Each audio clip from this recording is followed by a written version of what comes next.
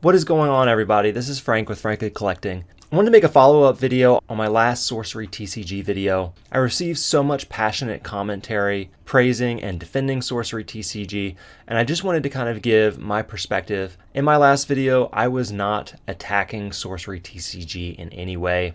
It has awesome art, really distinct gameplay, an incredible team, including amazing artists, and even has Frank Frazetta's name attached to it. I think it is an awesome product in its own right. What I was really going after in my last video was really this notion of investing into a Kickstarter TCG like Sorcery or any of these other Kickstarter TCGs with the sole purpose of turning a buck and sort of using it as an investment vehicle. I was just kind of giving my warning that that may not really be all that viable when so much hype and interest is already baked into the Kickstarter initial investment from the very beginning. I was just remarking that when you think about MetaZoo getting funded on Kickstarter with $18,000 and then the hype coming later for that, that is really sort of the recipe for prices driving up. I had heard on YouTube this idea that Sorcery might be good to get into as a potential profit-making vehicle going forward. Remember, I'm not a financial advisor, so this is all just my speculation, but I was really just kind of pushing back against that and arguing for this idea that you should really go in on Sorcery if you're really passionate about the cards and the project. I feel like a lot of Kickstarter TCGs, after the success of MetaZoo, have really been turning these huge numbers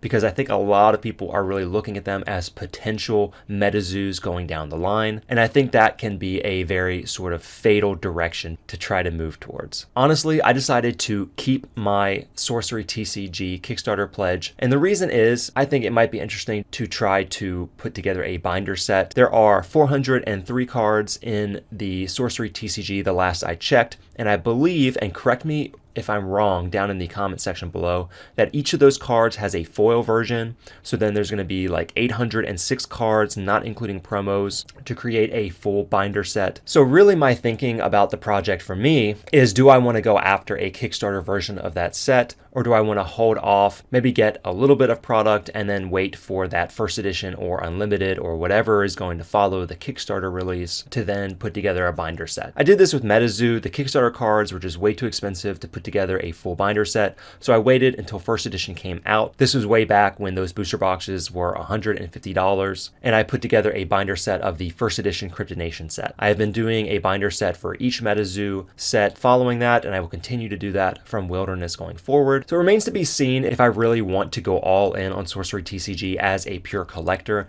I just don't have time to play these games anymore, and if I did get back into playing, it would probably just be jumping back into Magic the Gathering or even getting into Flesh and Blood. So I can't speak to that side of it. I do believe the audience is super passionate about it. I am interested in putting these cards together as a binder set. I think they would look absolutely beautiful in a binder, and I really wish that Sorcery TCG would offer an exclusive binder for this set to kind of help eliminate some of that guesswork involved. MetaZoo does this. They have a Cryptid Nation binder and a Nightfall binder, and they are coming out with a Wilderness binder.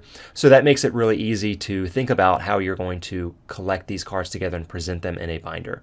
I think a really big Sorcery TCG binder made for a complete set of the cards would be really fantastic. So that is my goal going forward. It's just going to be to collect these cards or see what is going to take to collect them going forward. Maybe I will just wait for that first edition or the next release to potentially put together a visual binder set of these cards and just have the 4 pre-constructed decks and 2 booster boxes in the Kickstarter forms in my sealed product collection. Okay, just wanted to kind of put a follow-up video. I do believe in this product. I just wanted to give my 2 cents about people who may be trying to go in using this as an investment vehicle. We've been seeing this happen a lot with Kickstarter TCGs lately, like they're almost like initial public offerings on the stock market where people are just dumping money in, hoping for future returns. And I really think that these are the wrong vehicles for that. Everything that I've been buying into, I've been thinking of, if nobody cares about this card game in the future, will I still be interested and enjoy having these cards in a binder and just enjoying these cards myself? So that is my thought process, and I just kind of wanted to push back against Sorcery TCG as a pure investment vehicle. Okay, I hope that helps to alleviate some concerns around my perspective on Sorcery TCG. I didn't mean for that video to be negative at all. I just wanted to give my own nuanced perspective. All right, I hope you all have a great rest of your weekend and week.